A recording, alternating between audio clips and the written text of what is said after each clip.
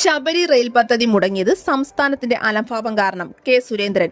കേന്ദ്ര ബജറ്റിൽ കേരളത്തിന് ലഭിച്ചത് ചരിത്രത്തിലെ ഏറ്റവും വലിയ പരിഗണനയാണെന്ന് BJP സംസ്ഥാന അധ്യക്ഷൻ കെ സുരേന്ദ്രൻ.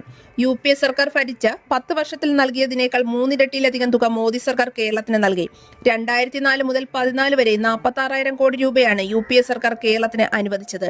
എന്നാൽ 2015 മുതൽ 25 വരെ 1,57,000 കോടി രൂപ സംസ്ഥാനത്തിന് NDA സർക്കാർ അനുവദിച്ചു. റെയിൽവേ ബജറ്റിൽ UPA കാലത്ത് പ്രതിവർഷം 370 കോടി രൂപയാണ് കേരളത്തിന് കിട്ടിക്കൊണ്ടിരുന്നതെങ്കിൽ ഈ വർഷം മാത്രം 3042 കോടിയാണ് മോദി സർക്കാർ നൽകിയത്. സംസ്ഥാനത്തിന്റെ അലംഭാവം കൊണ്ടാണ് ശബരി റെയിൽ പദ്ധതി മുടങ്ങിയത്. കേന്ദ്രത്തിന്റെ ത്രികക്ഷി MOU സംസ്ഥാനം അംഗീകരിക്കുന്നില്ല. കേരളത്തിൽ റെയിൽവേക്ക് കഴിഞ്ഞ 10 വർഷം കൊണ്ട് വലിയ കുതിച്ചുചാട്ടമുണ്ടായി.